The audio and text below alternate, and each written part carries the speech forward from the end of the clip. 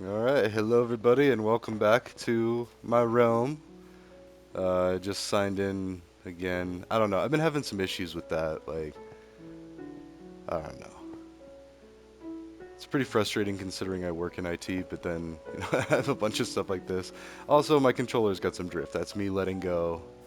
It's just ridiculous. So, I don't know. I'm definitely not doing things right.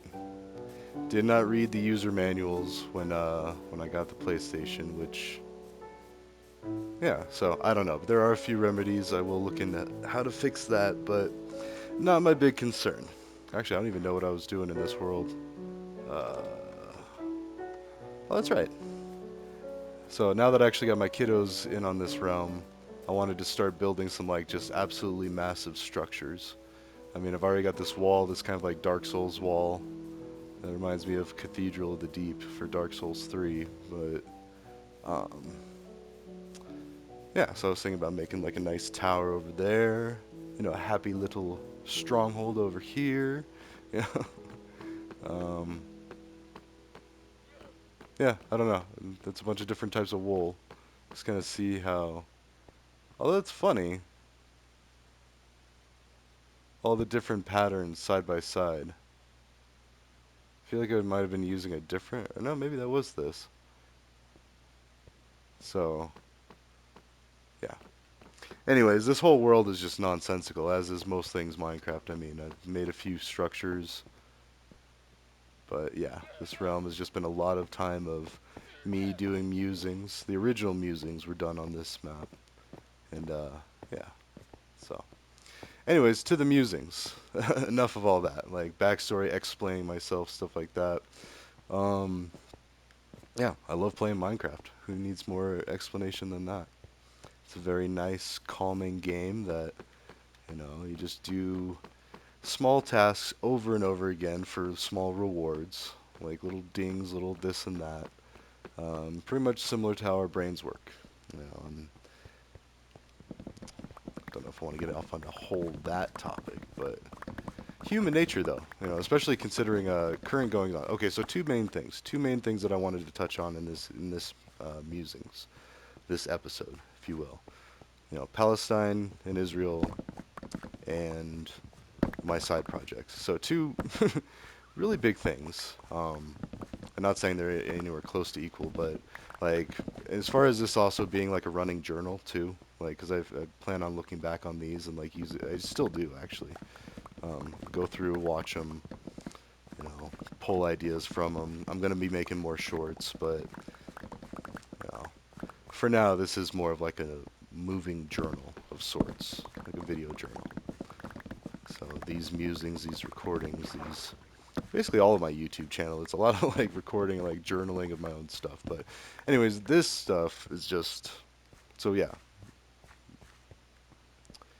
Gaza, sorry, Palestine, Israel, peace in the Middle East, war in the Middle East. My entire life, there's been war in the Middle East. Like, and it's been a common theme, in a lot of American entertainment that we talk about the war in the Middle East and how we need. I wish if there's only peace there. Or, tons of movies and TV shows and specials and all this and basically entertainment have talked about how we need peace in the Middle East, like the teen, well, the beauty pageants, which however you feel about those, I'm not a big supporter, but anyways, beauty pageants. Peace in the Middle East like is one of the biggest things because that's like one of the last places where there's just like all out. Not one. It's one of the last places I should say because America's been involved in a lot of places that where there's been people dying and killing and like just some stuff that we really need to root out and stop. Like, sorry, that sounds like way oversimplification, but basically, like in a civilized age of people, war is just obsolete. I mean, World War II was the last like big hurrah where it just seemed like, oh, well, no, for as noble a cause as this or whatever. No, it was greed. It was people trying to be the best leaders and get the most resources for the people that they thought needed it. And I say things in terms like this because like to think that Hitler was some kind of different person than a person isn't isn't a good idea. Like, we need to be wary that any human is capable of such things given the right circumstance, the right situation, and the right amount of power, the right amount of motive, the right amount of anything. Like, and I think that's why like human nature is to be so curious about like crime dramas and stuff. That's a huge sector of our entertainment here in America is crime dramas. And not that like, oh, everybody wants to become a serial killer. It's more like, well, how does this happen? Like, how do I avoid that? It's like back to the caveman jokes or the memes about cavemen, like, which mushrooms eat this or something, or like this one makes you see God, this one, kills you, and this one, is safe to eat. And it's like noted, because that's all human nature is. It's observation, scientific observation, in the hopes of preserving the self and community, like about in that order. First you got to worry about yourself. That's how we're programmed to. Whoops, a stray axe swipe. It's funny because the drift will come and go in intensity too. It's almost like the powers that be are testing. Like, oh, okay, let's see how good his concentration is here. Okay, now what about here? Let's turn it up here. And basically, I just need to do like a hard reset of the PlayStation, possibly send it in for maintenance. Like, just actually do some things. But first, before I send it in, like run through the steps, go through the documentation, look up videos. There's, basically do anything I do in IT as well. And that's what your IT technician is doing behind the scenes. Is like, they're checking their local knowledge documents. Like, okay, do we have a fix for this? And then if we don't, then, Google. And that's the same with like technology, any tech job really. If you want to be a software developer, you're going to need to get good with Google. Like, and it can be Bing, but like, just say, let's see, hold on. I was trying to think of where I can just dump. Probably shouldn't. So I have a ton of melons over there. So what I do when I'm thinking is I like to harvest the melons, and then you take the melons, you go trade them for emeralds. But I see a bunch of this. I'm going to take this because we're going to build some dark structures. And we'll just put this stuff, random stuff here. And periodically I'll go through and clean it out. I'll be like, why did I put this here? I'll be like, oh yeah. So, but what I really need is to turn this stone into bricks. And actually, even as I say that, do I want to do the cobbled, or do I want to do like... So there's the two differences right there. Like, it's either this one, which is what the nether fortresses are made out of, only it's red bricks, but basically like that pattern, or this one, which is supposed to be more like a castle fort looking thing.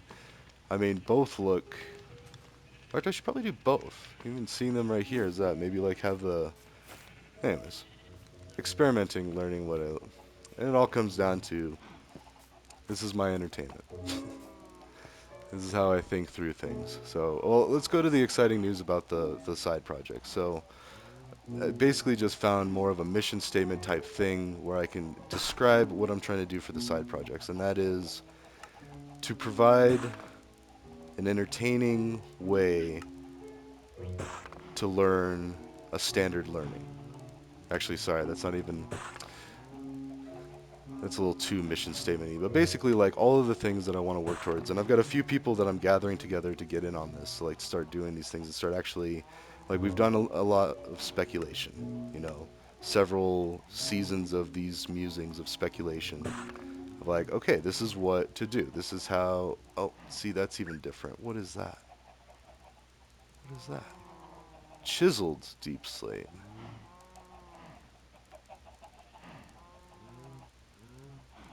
So yeah, what did I do? Deep slate tiles and chiseled deep slate. Okay, so...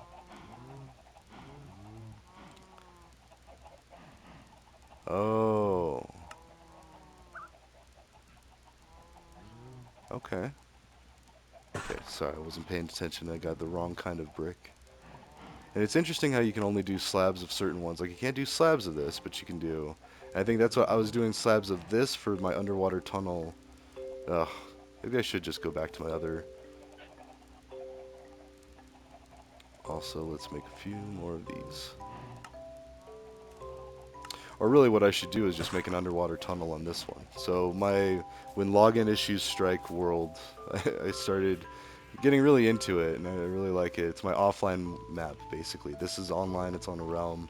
The other one I just do whenever I can't log into this one or whatever. So, and basically that's the thing of like I used cache credentials and then I didn't remember to figure that out, I guess, until it became a problem. It's a set it and forget it type situation, and that happens a lot in tech where people forget their passwords or because you're trying to be secure, you're trying not to write them down just anywhere, and then or ugh.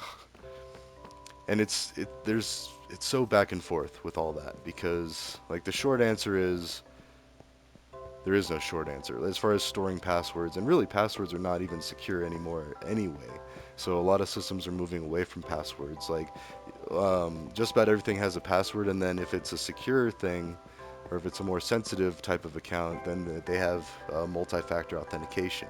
Now that is one of the biggest things that was drilled into my head when I did my cybersecurity bootcamp was multi-factor. If you set up multi-factor on all your stuff, you're protected against like 90% of attacks, or even like 99. Now there's still like government-sponsored attacks, like or malicious activity where they could gain unlawful entry to your accounts. And it's such a wild west too of like what's legal and what's not. I mean, you've got all governments around the world kind of. Oh, we also got to be careful because now with this drift, I don't think. Okay, good. Without jumping, I can't accidentally walk off a cliff. I feel like that was different because it used to be like, yeah, I guess you have to. Anyways, so if I were to accidentally drift, I'm not going to fall to my death, which isn't a big deal. I would lose. Sorry, as you can see, my cursor when I let go just goes all the way left. I would lose my levels, which I've already got the best tools as far as I can tell. Um, Anyways, back to the thing. So I ramble and I wander. So the project, educating anybody up to a standard level and basically providing one form or one media of educational materials that, and hopefully entertaining. I mean, I'd like to rival Math Blaster. That's what I grew up playing. I just thought that was the coolest thing. Like they gamified learning, math. And math already in itself is like a game. Like you can get correct and incorrect answers. You can get points and you can not get points. And then based on that, if you gamify math, which yeah, math is already pretty much gamified, um, then you can make it exciting for people. And so a lot of things is like, and the reason I bring up Palestine and Israel, and it seems like I'm rambling and wandering a lot, and I do, but it's because people are people. And to think that anybody is incapable of learning anything, literally anything, I'm not kidding, artificial intelligence, computer science, like cybersecurity, all of the things that, like my hobbies, anybody can learn that stuff, and they should. I mean, it is very exciting stuff. It's very rewarding to learn that type of stuff. Like, learning's fun, but except when it's not. And that's the biggest reason, the driving factor behind these side projects is, I'll never forget, like, growing up, I had a couple of really good friends that, like, they weren't doing as good in school. Like it was no fault to them. They weren't dumb or anything. It was just they just didn't mesh with school well. And it's really easy to do. Like if you start falling behind, then you're just kind of like dragged behind in the public school system in America. Like cuz it's just it's an unfortunate side effect of society. Like if it takes more time and effort to help someone get caught up, that eventually people, unless they really have to, like continue to put the energy to help the extra assistance. And it goes two ways too, because there's a big pride thing too. So people would rather not get help if it was uncomfortable to get that help. So, and again, this is human nature. It's not like these are aliens or like some weird creatures. Like, no, this is our behavior of what we do, me included. And that's part of why I understand this. And I think we all do. It's just whether you can communicate that. And, obviously I get very roundabout with my communication. I ramble, I mumble, I wander. But oh jeez, actually I could walk off a cliff there. I try to scratch my back. Anyways, my point being is I've observed a lot enough to where I can draw certain conclusions, and anyone can, that human nature on a macro level is predictable and preventable. Um, Undesired human behavior, sorry, is preventable. Now the biggest hurdle is religion. I mean, that's just how do you tell somebody that they're wrong when they've grown up and they're generations deep of having that be right, having that be correct? It's no easy feat, and it's not something we should do. I mean, you don't just poo-poo someone's ideas just because yours are different. Like that's the biggest thing that we've learned from globalization, and so that's still relatively new. The internet.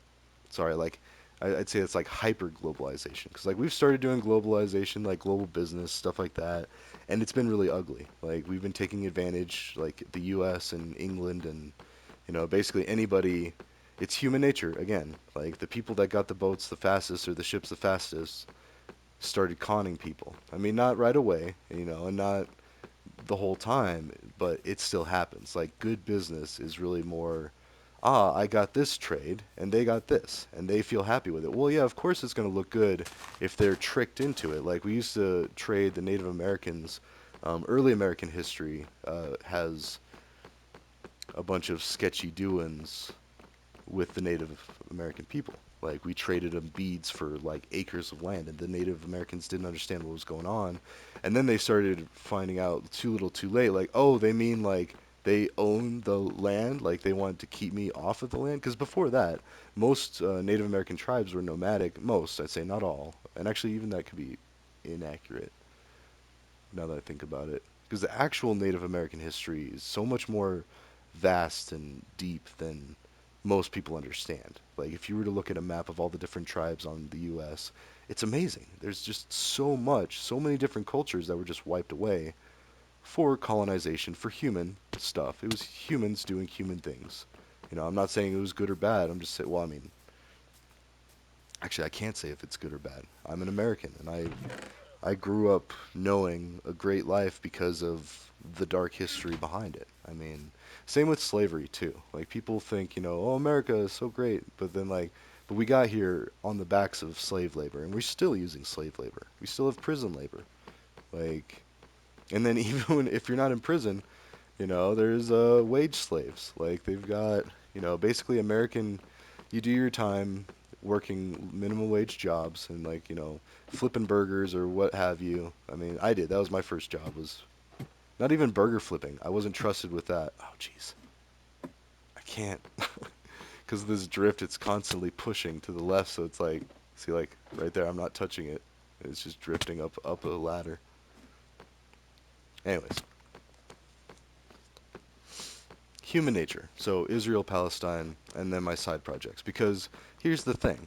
If every person in the world was empowered to be educated, empowered to learn, we would know world peace. Doesn't really matter a whole lot about religion. I mean, yes, it's still a factor, but what it really boils down to is how well can you provide for your family, and how well can you provide for your community, and how well can you thrive or survive. And that's also an explanation of how we've gotten to this point. Like, how did we get here? If we're, not animals and not monsters, then how is all of this possible? How did we even get to this point? Well, a lot of poor decisions, and a lot of lazy decisions, really. If you really think about it, if you really look at it, I mean, so in the beginning, you had lords, you had kings, you had, the select few that just happened to seize power through whatever way, and then they provided, you know. Like that was basically the gist of it. Like the people that, well, clearly they're doing well. The fat ones, the big ones. Like, they've got enough to live on. They know what they're doing. Let's follow them. Let's listen to them because it's human nature to trust other humans. Because at the base level, we understand that, yeah, these are people saying these things. Why would these people? I mean, but then, too slow do we realize that people might have motives underlying. Like they might be trying to pull one over on us. Well, why would they be doing that? Well, resources, either real or perceived. Like, and even in America, like the poorest of, like, I feel like I grew up poor, and I say that a lot. Don't buy too much into that. I grew very privileged. I lived a very privileged life. Like, I do not deny that at all.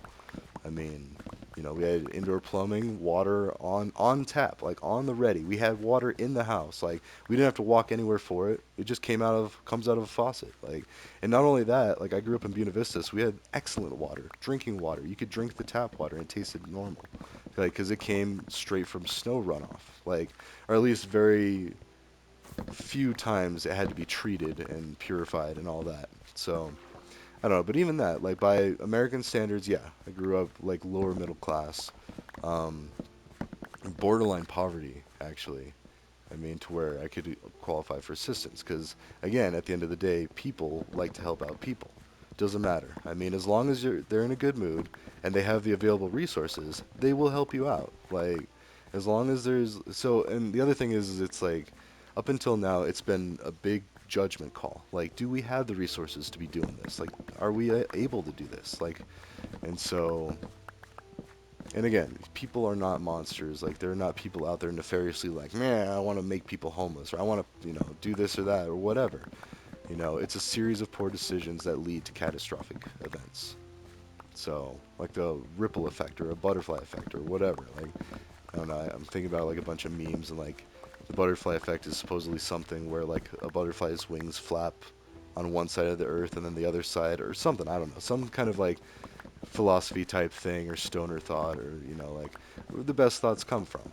But now thinking about, well, yeah, Confucius, philosophers, all that stuff. I just recently found out I had something in common with Confucius. Like that was just funny. Um, anyways, no, and these musings, like that's what it is. It's philosophizing, it's thinking, it's trying to figure things out, trying to puzzle some things together. I love puzzles. Always have. I was a big fan of MC Escher and like and the work that was created based off of that person's ideas. Like I don't know, I think it's a dude, but it could have been who knows. That person. See, you can be non-binary that way, but I don't know. The whole exposure to that, it's the people that have a lot of exposure. Not, anyways. Let's back up a little bit. So education, everybody would learn if they had the ability to, and by that I mean, no, that sounds really messed up. If they had the means to comfortably learn in a non-threatening setting. Now, don't get me wrong. There's also like, oh, I struggled. I was forced in, like rough situations, rough settings, and I learned. I scraped. And while that's true too, also human nature. When people are forced to struggle, they will work extra hard because they don't want to struggle. I mean, it's just basic human nature, comfort. Like if we're not comfortable, we're going to try to do something to where we are comfortable, depending on how much our tolerance is, our threshold. And even those thresholds and tolerances are learned from your environment and your upbringing. Like, did your parents raise you to be, quick-tempered or hot-headed, or, and even that, are there other underlying factors like alcohol, biggest one. And one of my biggest problems back in the day was drinking. My emotions, my mood was not very balanced, and I was quick to anger. Not all the time. I mean, and actually, that's kind of an overstatement, I'd say. But still, like, because there was other potential factors, alcohol, and not just that, like the factors that led to drinking and stuff like that, and wanting to drink, and not just drink, but drink more than the average person. Because what is normal? And so, again, human nature. Like, I keep going back to this because we seem to have it in our minds that there are certain types of people that, oh, well, that explains it. They do this. Oh, well, why is that? Well, we try to predict their behavior because a lot of times it's behavior that we don't want happening. So we want to be like, oh, okay, you got to be careful around these types of people. And that's where you get racism and, like stereotypes and stuff like that.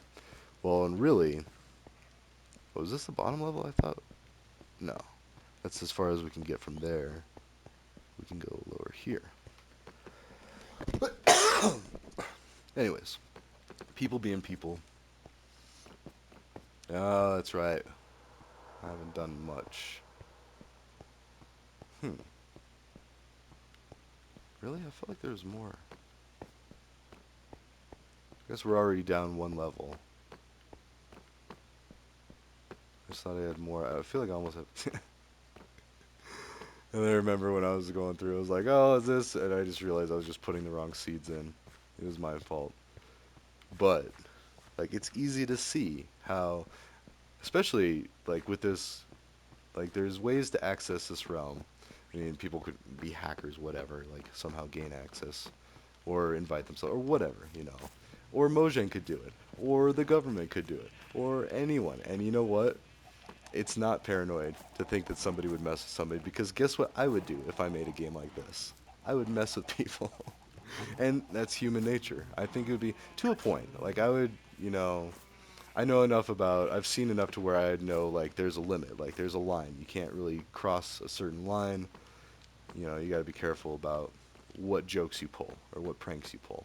But at the same time, like, especially if I was watching them play, like, I would mess with them. And there's so many agreements that you sign to these games. Like, they could easily sneak something in and be like, oh, yes, at any time Mojang can actually enter your game, alter your game, and watch and monitor the results. Like, that's it. Not to mention, I'm sharing this with the world. I'm recording these videos and uploading them. Granted, that's more of a one-way direction for this stuff. Like, stuff wouldn't change because of that. You could just see what I do to this world. You wouldn't actually have, like, the direct ability to interact on this world. Anyway, sorry, that got way off the point. But I guess my point with that is like I would totally mess with me. I wouldn't put it past somebody to mess with me like that. But at the same time, yeah, just cheeky fun things like swapping out the melons. So, but back to the people thing, and that's why. In fact, right there, I just hit that. I lost that. I have some melon seeds. In fact, let's do that. So there, I purposely mess with myself doing that. And I'll have a chuckle with it later. I'll probably forget about it and be like, oh, hey, there's this. In fact, I think I've even done exactly that, is deliberately put one in. Anyways, uh, observations. Observations that, take you some time to reach. Now, the human observations are important because I honestly feel like if these side projects are successful and if I'm able to help, and not even me, like, don't get me wrong, like, there are plenty of people out there doing this stuff, so we're well on our way to that. We're reaching a point where public entertainment is educational enough to where you can learn, and trust me, when you watch a ton of YouTube shorts and memes and stuff, you're learning human nature. You're learning the little snippets of, and that's why I love it too, is because the more I see it, the more I see people from around the world are getting in on it and doing these memes and doing these things. And what we thought was, oh, that's so American or that's so this and that. It's really, oh wait, they do that here too. And that was like probably one of my favorite parts about having a bunch of Saudi roommates in college, like because I grew up, small redneck mountain town. We hated, not really hate, but like we were cautious. We were wary of people that weren't white. Like we didn't have a lot of not white people there, and the few people that weren't white, like well, first off, they acted super white because they're products of their environment. Like they talked like everybody else did. They went to the same, whatever. So like culture wasn't really celebrated or diversity wasn't really celebrated because we didn't really have a lot. I mean, and that's changing everywhere. And so that's just kind of like that's just a fact. Like everywhere is getting better and better about that. I mean, um, but it's still dangerous because when I was in my little whitewashed town, I didn't trust non-white people. I didn't, I was still friendly with people, but I'd like keep an eye. And then, I got over that more and more. The more interculturally I got mixed, and more time I spend in the city, and then especially going to college. Like once I got to college, I was like, whoa, there's all sorts of different people. This is the American melting pot. This is awesome, like a university, and that's one of the great things about higher education is you just get so much diversity like that that it doesn't matter what your personal opinion is. You're gonna get some diversity. You're gonna get some like culture. You're gonna get some exposure to stuff like that, and so that's why a lot of my friends back home um, it's not that they're bad people. Like it's that they have a different opinion because a lot of times they don't leave their bubble of Buena Vista. Like it's, or they don't leave it long enough to really have an effect, or at least, and that's not even fair to say. I would still say that like they still have it. Like there's that imprint because again, people are people. They're not some animals. They're not some weird monster. Like, sorry, a lot of them. Like we'll just put that out there. MAGA. Like they love Trump, still to this day. Love the guy. Um, Now me, I'm not a big fan of the guy because I feel like he was a spoiled, rotten kid that has no business telling people how to live until he starts living, within his means. But that's just my opinion. That's either Democrat or Republican. I think all those rich people shouldn't be leading because it's like, yeah, you've got the solutions for keeping you rich, but what about, you're only as good as your poorest person, or you're only as strong as your weakest link, like they say about chains. And so the success of our country could really only be determined by the quality of life of the person who's going through it the hardest. I guess is like one of the better ways to put something like that. And again, it's not because they're monsters or animals or incapable of doing things. Nobody is incapable of being successful. They just need to have the same tools. Now, we have that. We've got internet, we've got YouTube, we've got these things. Now we need to put it to use. Make educational tools. And again, tons of people are doing this. Like, for all I know, by the time I actually start building more educational materials, because I built a Python tutorial, a Java one, a C++ one. The Java one's non-interactive, like it's just talking at you. You don't get to actually play with it. Um, the Python one is totally interactive, and again, that's not because of anything I did. That's because of Coding Game, and because they gave that as a free service to people, because their business model is more being for tech companies to be like, oh, you have a coding game profile and this, and this, and that's how they get their money. Like recruiters and tech companies use coding game, they pay for their service, stuff like that. Somehow they still get their money, and if nothing else, it's a stepping stone for a lot of people. Like there's value in it to where you can learn tech skills for a tech job. And really, all tech companies can agree that they still want you to have the skills. Now, whether you paid for them or not, they still want you to have the skills. Like if you're going to be working for their company and you're going to be writing code for them, you're going to be doing all this stuff. Oh, there's the alarm. So, where's the summary and all that? Like basically, like what's my point with all of that? This whole half hour of rambling and stuff. Like, congratulations, you made it to the end. Here's the nugget of wisdom. No, this is something that I'd try to make in a short later, or maybe articulate it better, or maybe just make short videos, make shorts. I'm gonna try to get a TikTok, I think, going. Then we could do that. But anyways, my point is if everybody has the same access, or at least similar access, they don't have to have the exact same, but if everybody had access to education, then they would do it. And not just access, motivation, empowerment, but yeah, access. And because pride gets in the way, and it's a barrier to education, it's a barrier to self-improvement. Um, and it's just all that. So, how do we do that? We remove as many barriers as possible to education, to success, to everything. And I'm talking worldwide. I'm not just talking for America. Like, yes, I owe my biggest debt to America because I came here and a lot of it was already done. I stood on some shoulders, and that's how I've been able to see so far. There is no special gene, no special way that I am, cybersecurity professional, IT professional, computer scientist, somewhat teacher. Like all of this stuff, all these fancy titles and everything, it's anyone can do it, and anyone should do it. So that's my point. Anyways, ta-ta for now. I'll see you in the next one.